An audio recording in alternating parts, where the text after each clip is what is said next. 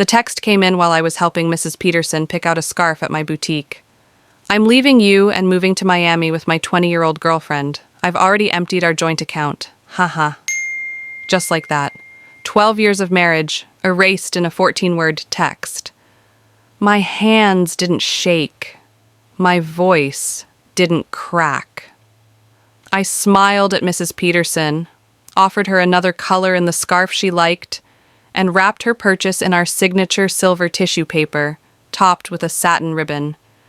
Only the tightness around my eyes might have betrayed me, an involuntary reaction, like a muscle memory of pain. But there were no tears. As the bell above the door chimed behind Mrs. Peterson, I finally typed my response. Good luck! That was all. At 38, I had just received the most callous goodbye a wife could imagine. But I wasn't surprised. Not really. Mark had been disappearing by degrees for months. His late nights at work that didn't line up with his pay stubs, the password changes on his phone, the new cologne, the gym membership, the sudden interest in designer jeans and hair dye. 3 months ago, I found a receipt for a romantic dinner for two at a 5-star restaurant we used to frequent back when he still held my hand. He'd said he was working late that night. I didn't argue. I just took a photo of the receipt and quietly opened a new account at a different bank. A week later, when he suggested we combine our accounts to simplify things, I smiled, kissed his cheek, and told him it was a great idea. By then, my personal savings and the boutique's emergency funds had already been safely transferred. The joint account, the one he just gloated about draining, held exactly enough to keep him from being suspicious. 2 months of my usual deposits, nothing more. My phone buzzed again. Another text. Don't bother begging. Melissa and I leave tomorrow. I'll send for my things later. Melissa, the new receptionist at his office. I'd met her at the Christmas party. Young, barely legal, with long legs, big eyes, and a laugh that came too easy. I saw it in the way she touched his arm, the way he preened under her gaze like a schoolboy with a crush. She thought she was special. She wasn't the first, but she would be the last.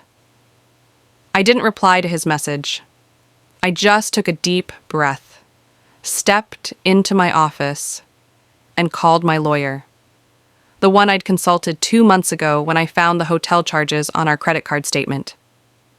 It's time, I said. He made his move. I'll file the papers in the morning, she replied. Want him served in Miami?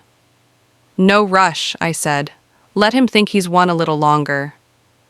Let him gloat, because while he was buying protein powder and spray tans, I was collecting evidence. Screenshots, receipts, timelines, copies of every bank withdrawal, every suspicious transaction. I'd built a quiet little fortress while he was off building his fantasy with a girl young enough to be his daughter. Another buzz. I know this must be hard for you. You're not getting any younger, after all. At least you have your little shop to keep you busy. I stared at those words for a long time. My little shop. He never understood how much of me lived in these walls. He thought of it as a hobby, something to keep the little wife occupied. But this boutique, it had saved me. Grown from the ground up with my sweat, my creativity, my resilience. It was more than my career. It was my independence. I stepped out front and flipped the open sign to closed. The street outside glowed in the golden haze of sunset. I let the silence settle over me like a weighted blanket, grounding me. I wasn't broken.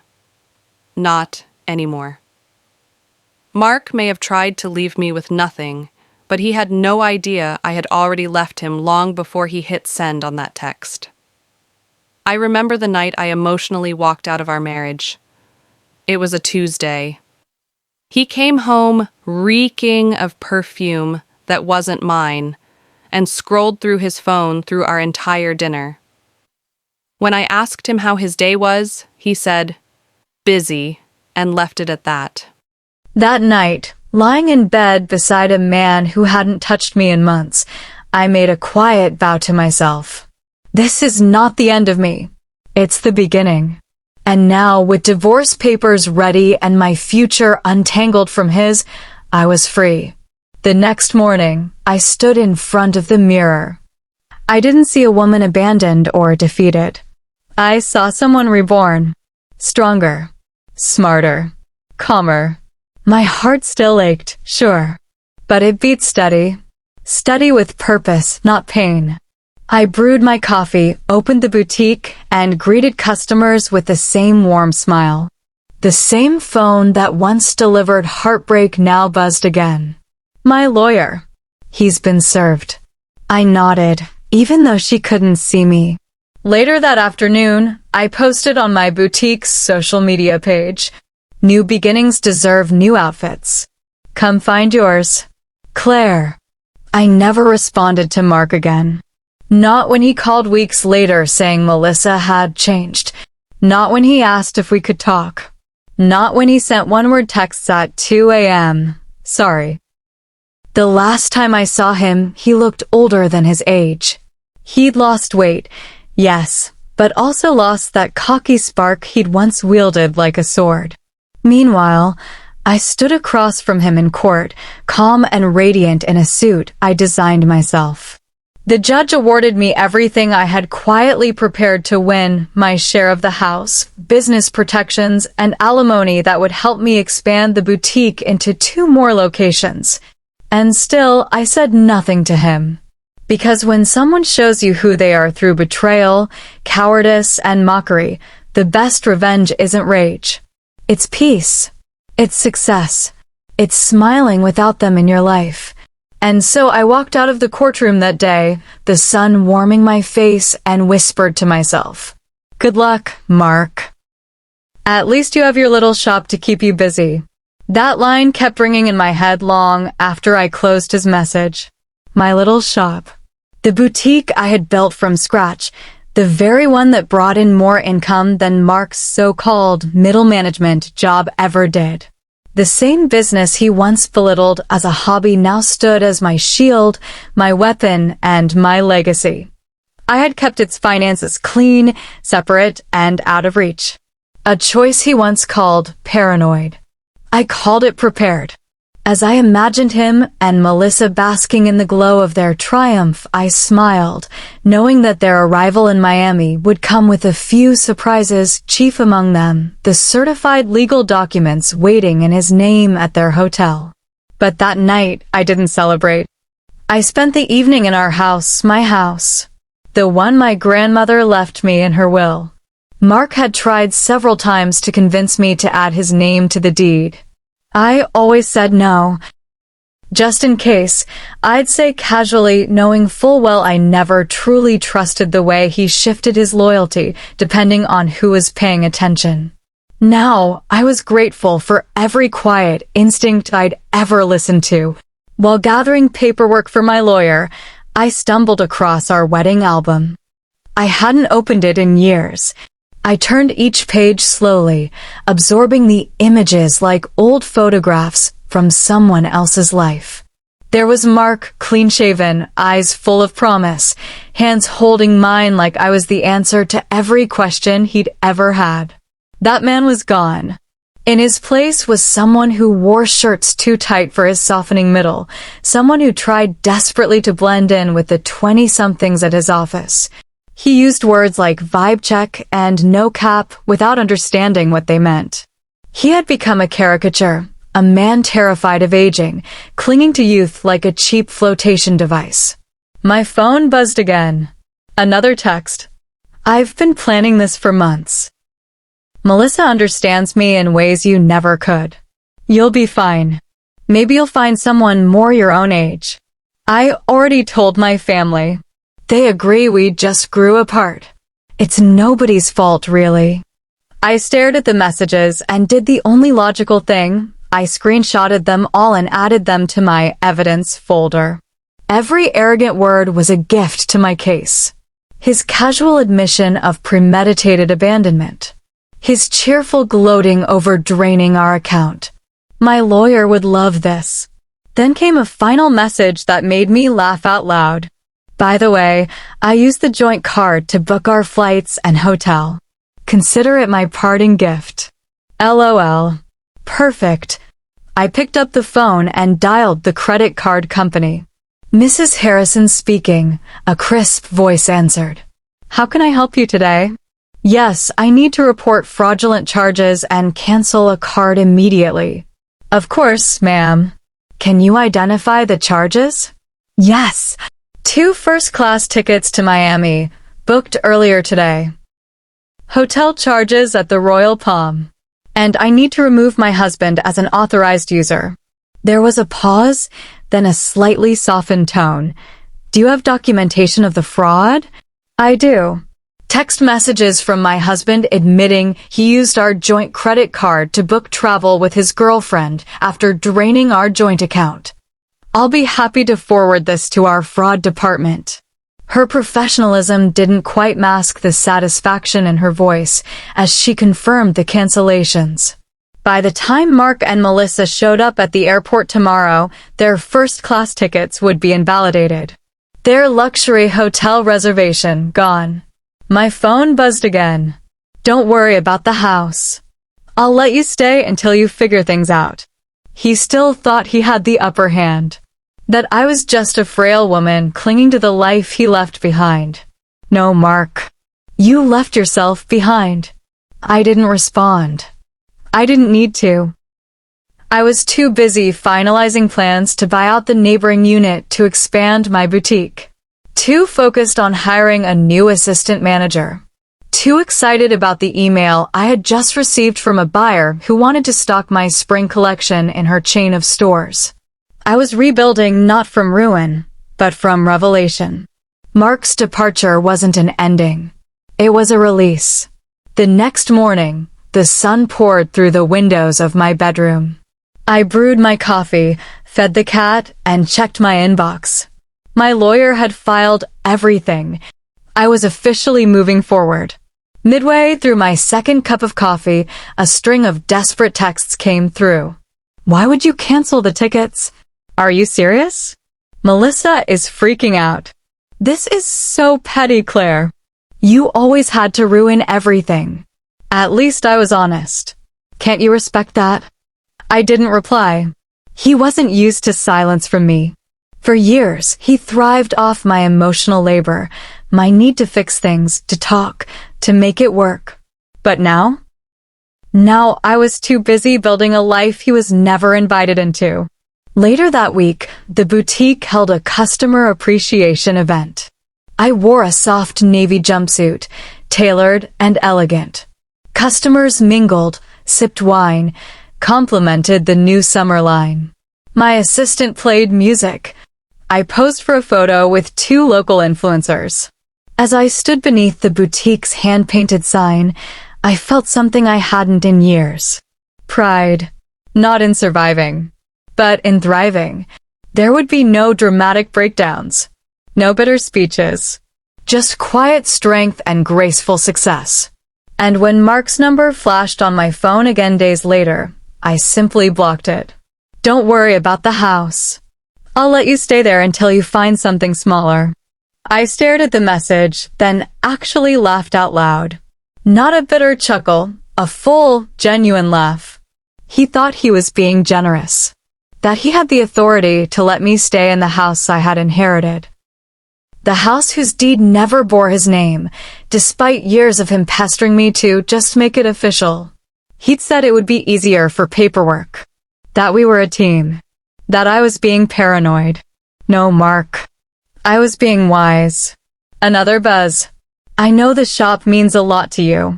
We can work out a fair payment for your half. My half. Of my business. The boutique I started with a $10,000 inheritance from my grandmother and long nights sewing and shipping packages by hand.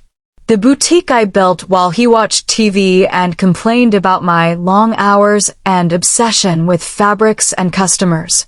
The boutique that now employed 4 women and out-earned his job by a mile. That text deserved a toast. I pulled out the bottle of Cabernet I had been saving, the good stuff from the winery we visited on our 7th anniversary trip to Sonoma. I poured a glass and stepped out to the garden, the one Gran had planted and I had preserved like a living memory. The roses were blooming, pink and defiant. Just like me. Tomorrow, Mark would learn a few things about separate assets and property law. But tonight, I chose silence, peace, and planning. I curled up with a pen and notebook and began to draft my next chapter, not as a scorned wife, but as a woman finally unburdened. The next morning, my phone buzzed nonstop before I'd even finished my coffee. What the heck did you do to our credit card? The airline won't honor our tickets. The hotel canceled our reservation. Answer me. I muted my phone and smiled. Friday mornings were always busy at the boutique, new shipments, returning customers, and my favorite part, styling new window displays. I slipped into a navy wrap dress, tied my hair into a clean bun, and walked to work. The air was crisp. The city alive. The drama of my former marriage a distant background noise. Around noon, as I was arranging our newest shipment of designer handbags, my phone lit up again. This time, a call. It was Barbara, Mark's mother. I hesitated but answered, putting the call on speaker as I worked. "Claire, dear," she began, her voice syrupy sweet. "Mark told us everything. About how controlling you've been. He said you drove him away. And now you're being vindictive. He said you canceled their travel plans." So that's the narrative. I calmly set down a handbag and walked to the display window. "Barbara," I said evenly, "did he mention that he emptied our joint account without my knowledge? Or that he used our shared credit card to take his girlfriend on a romantic getaway? Or that he told me I was old and unlovable via text message?" Silence. "Well," she stammered, "he did say you'd become distant. Cold, even." I sighed and reached for my iPad. "Would you like me to read you the text where he laughed about taking our money? Or the one where he offered me a payment for half of my business? Or perhaps the one where he told me I was lucky to have my little shop to keep me busy?" Another pause. "He did seem a bit cruel," she finally admitted. I told him that text was inappropriate. "Barbara," I said gently but firmly, "I've always liked you. But I've been advised to keep contact with Mark's family to a minimum. I'm sure you understand." "Proceedings?" "Yes, they're already underway. Goodbye, Barbara." I ended the call. I didn't cry. I didn't tremble. I placed a final bag on the shelf and turned to greet a customer with a smile. Later that day, by late afternoon, the gossip began. Mark's sister Amanda, queen of the family group chat, had already told half the neighborhood that Mark and Melissa were stuck at a budget motel near the airport. Apparently, they tried to check into the Royal Palm, only to be told their reservation had been canceled. Then, after a panicked Uber ride and a frantic phone call, they'd attempted to buy new tickets with one of Mark's personal cards. Declined. It turned out Mark's finances weren't quite what he'd led Melissa to believe. Most of his cards were already maxed. He'd been paying minimums for months. Our joint account had been his lifeline, and now it was gone. I'd taken the liberty of locking it the moment I saw that first text.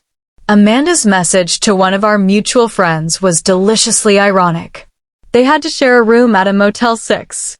Can you imagine? Mark's credit card was rejected again when they tried to upgrade to a queen bed. Apparently, Melissa wasn't handling the downgrade well. Another message pinged through from a boutique regular who knew Amanda from yoga. Word is Melissa called her mom in tears, saying she didn't sign up for this. Poor Melissa. The glow of forbidden romance fades quickly under fluorescent motel lights and stale vending machine snacks. As for me, I locked up the shop that night with a peaceful kind of pride. I walked home, poured another glass of wine, and opened my laptop to finalize the contract with the retail partner who wanted to carry my line. In the days that followed, Mark tried calling from unknown numbers. I didn't answer. He sent an email begging for a civil conversation. I forwarded it to my lawyer. Closure is a choice. A week later, I stood in my boutique watching a little girl twirl in one of our floral spring dresses. Her mother beamed. I smiled. This was joy.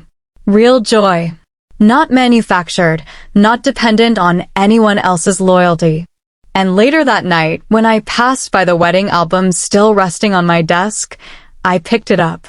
I flipped through a few pages, then closed it gently, walked to the fireplace, and placed it in the flames. Some memories are not meant to be kept. Some endings are not tragedies, they are freedoms in disguise. I didn't just survive Mark's betrayal. I rose from it, and I never looked back.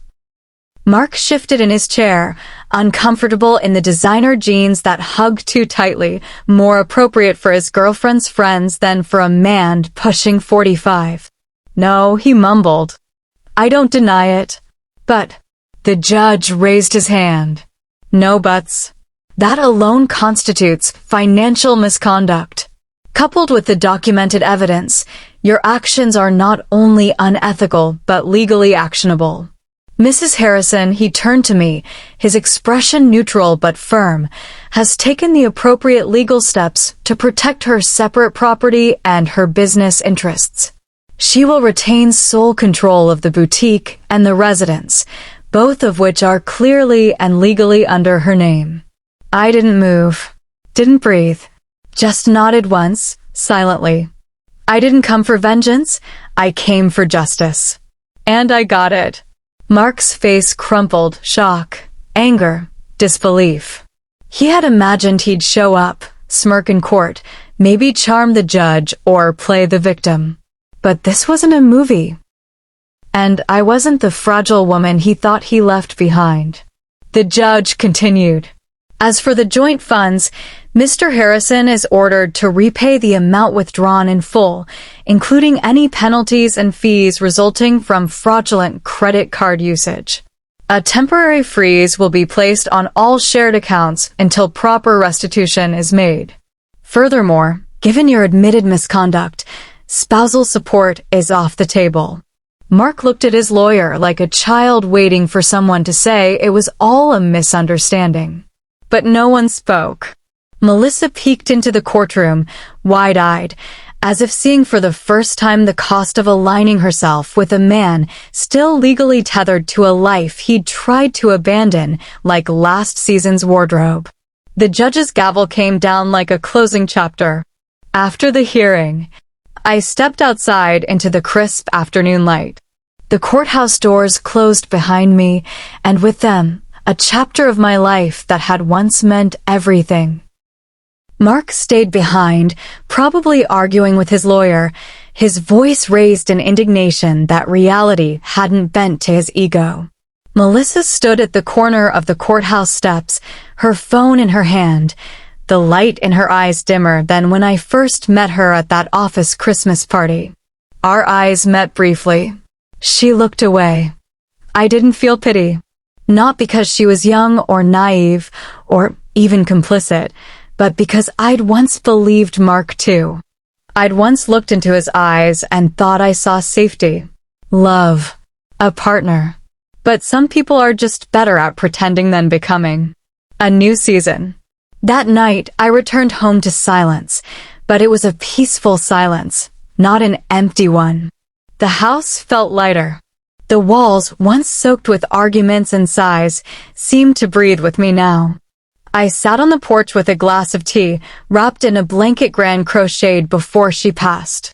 The garden rustled with the wind, the roses nodding gently like they knew. On my lap was the file folder I'd carried for months, full of bank statements, receipts, notes, screenshots. Evidence of a love quietly falling apart. I didn't feel triumphant. I felt free. There's a difference. 1 month later, Mark had gone quiet. His lawyer reached out once, some half-hearted proposal about mediating remaining financial matters. My attorney responded with a polite but firm letter, complete with attachments and court transcripts. That was the last I heard. Melissa? Her Instagram had gone dark. Last I'd heard through mutual acquaintances, she had moved back to her parents' home, needing time to regroup. The boutique was thriving. Sales were up, customers loyal, and I'd just signed a small partnership with a national retailer to feature our signature spring line. It was more success than I could have imagined when I was still sharing a life with someone who called my business a hobby. My staff, Elena, June, Nora, and Maggie, had thrown a celebration in the back office the day the paperwork was finalized. I brought cupcakes. They brought champagne. We toasted not just to survival, but to growth, to sisterhood, to rising stronger. One morning, while steaming a new shipment of silk scarves, Elena asked, "Claire, do you ever regret it?" I looked at her and smiled, not a sad smile, but one full of grace.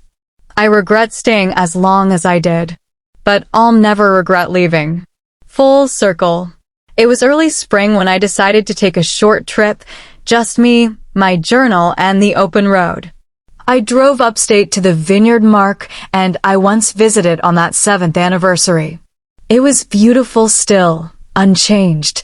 The hills rolled like a lullaby, the sky spilled open in gold. I walked through the tasting room and smiled when the sommelier remembered me. "You were here with your husband," she said, not unkindly. "It's been a while." I nodded. "It has. I'm here on my own this time." She poured a deep red into my glass. "To new beginnings, then."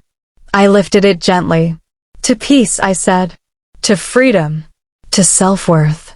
To knowing that sometimes the person who walks away isn't the villain, and the one who gets left behind isn't the victim.